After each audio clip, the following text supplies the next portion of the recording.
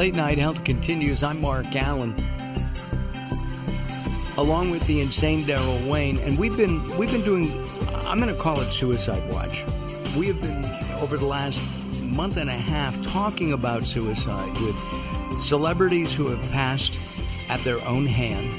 We've talked to people like Robert Clancy about suicide as well, from a spiritual standpoint and also a practical standpoint. We don't talk on this show about how somebody decides to end their life. We don't talk about that at all.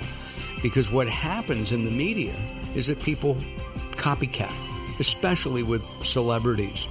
Our next guest has a master's degree in psychology. He also is a certified anesthesiologist. He's a medical doctor, guys. He can do anything he wants. He can even remove a splinter from your tush if he wanted to.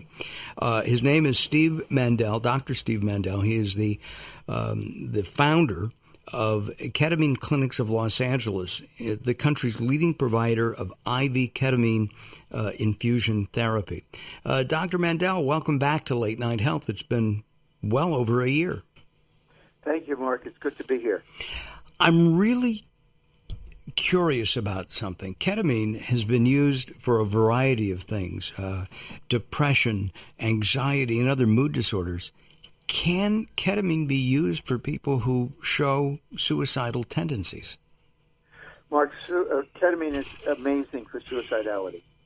We talk about it for mood disorders, and my clinic really treats mostly depression and chronic pain and PTSD. And we have a remarkable success rate. It's actually 83%. The reversal of suicidal thinking is better than that. Our data is limited. Many people come here for depression and acknowledge feeling suicidal. There's a whole spectrum of feeling suicidal, from a very passive kind of, darn, I'm sorry I woke up this morning, to people who have a plan and a means and a timetable. And when you hear people talk about that, that's very ominous. Don't think people are going to get rid of the urge by speaking about it. Quite the contrary. They're rehearsing what they're going to do, and you need to take action. Ketamine reverses suicidal thinking about 90% of the time. It's remarkable. Wow. It's actually miraculous because it does it like overnight. I think almost everybody says, I want out at one point of their life or another. Whether you're 19 or 65, it doesn't matter. At one point you say, I'd be better off not knowing. We talked to Dr. Michelle Cohen a couple of weeks ago about this. She's a licensed psychologist, and she said that the research says that people don't want to necessarily end their lives. They want to end the pain, the mental anguish. Ketamine can help with that? Tremendously. It really does end the pain and the suffering, the feeling of helplessness and hopelessness and worthlessness, the feeling that there is no pleasure now or in the future, the dead-end feeling. It takes that away. You've spent your medical career taking pain away, putting people to sleep, not as in an animal, but for surgeries. You're an anesthesiologist. Is there a difference in what you used to do and what you're doing now? Oh, tremendously, Mark. You get to talk to patients, first of all. I do get to speak with them. What I was doing then was making them safe and comfortable while other people performed therapeutic procedures on them. Now what I'm doing is actually providing them with the means to transform their own lives. So instead of in anesthesia, the most you can hope for is to have made that there's no sign you were there. It's right. Like giving people a ferry ride across a potentially hazardous body of water. You get to the other side, you're done. The best you can hope for is there was no sign they even transferred. This is totally different. I get people who come in feeling broken, who come in feeling like they're sorry they woke up this morning, and who just don't have any sense of pleasure. They're suffering. And the ketamine, 80+% of the time, relieves this in just a few sessions. And how long does that last? It lasts very variably, Mark. It can be, when we say we have an 83% success rate, we mean that we have more than a 50% relief of symptoms for more than 3 months. But we've had patients go out almost 2 years before they needed a booster. Wow. We have dogs. I don't know if cats are around here in the studio, but we do have dogs in the neighborhood, and occasionally a bird in the studio. So that's what you're hearing in the background, everybody. All right. So, I'm having a bad day.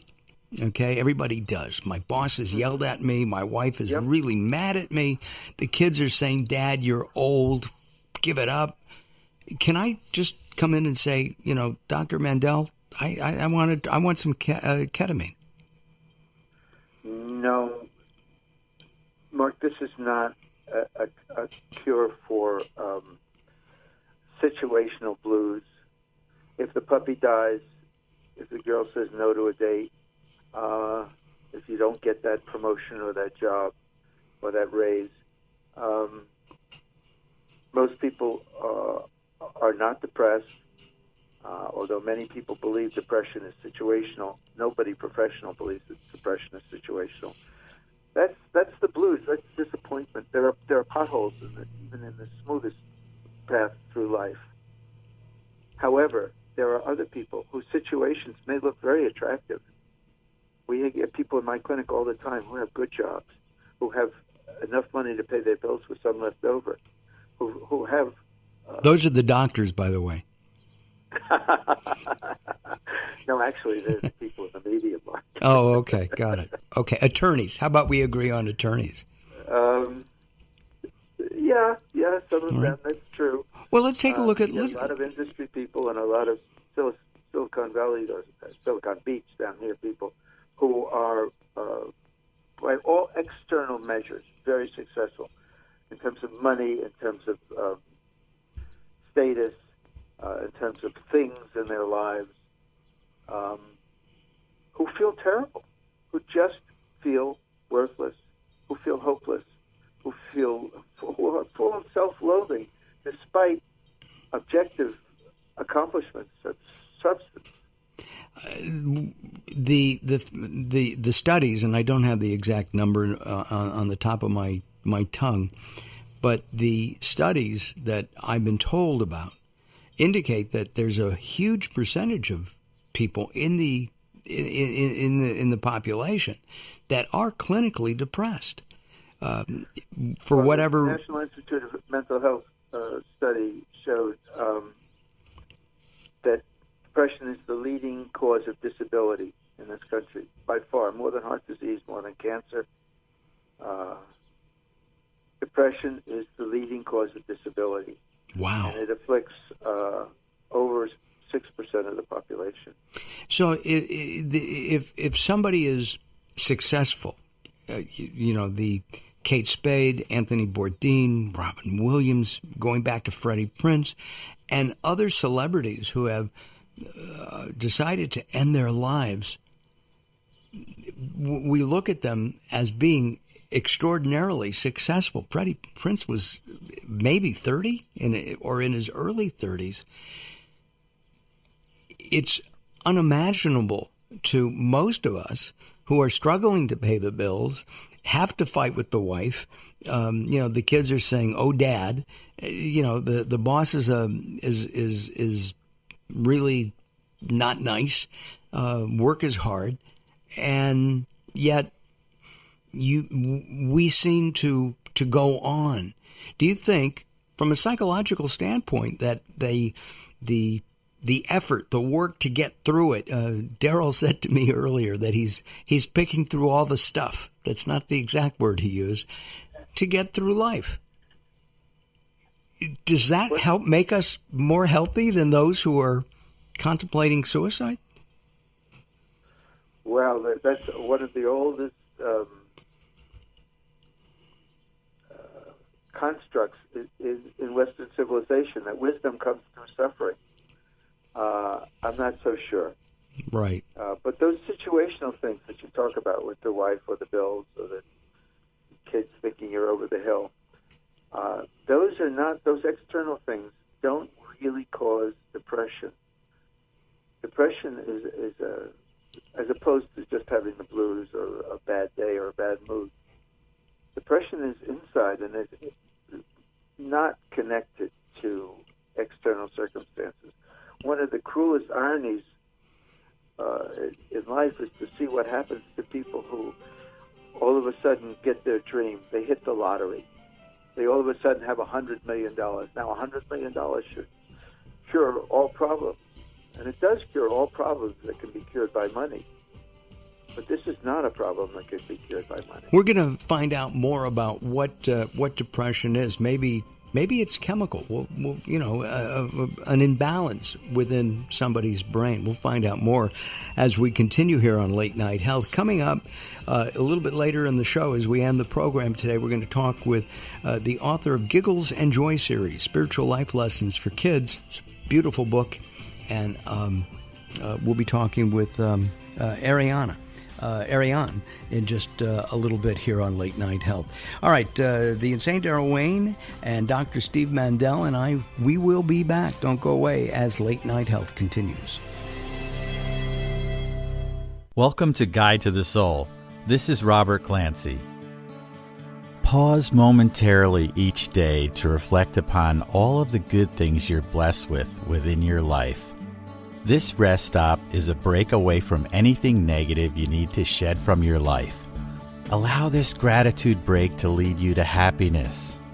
Blessings don't grow on trees. They blossom in your heart every time you give thanks for all of the beauty in your life.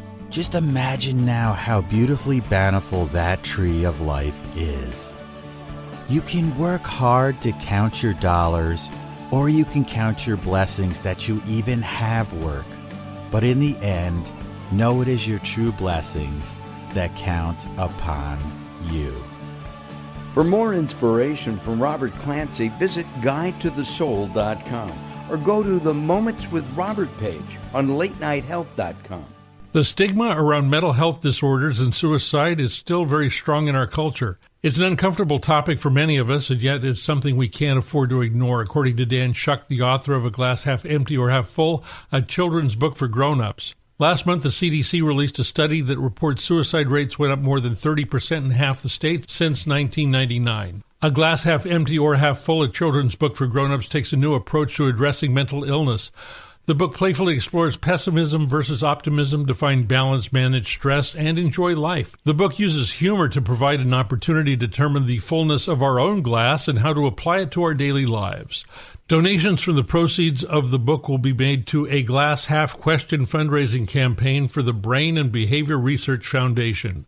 A Glass Half Empty or Half Full, a children's book for grown-ups, is available from Amazon.com, Kindle, and Barnes & Noble. For more information, visit www.glasshalfquestion.com.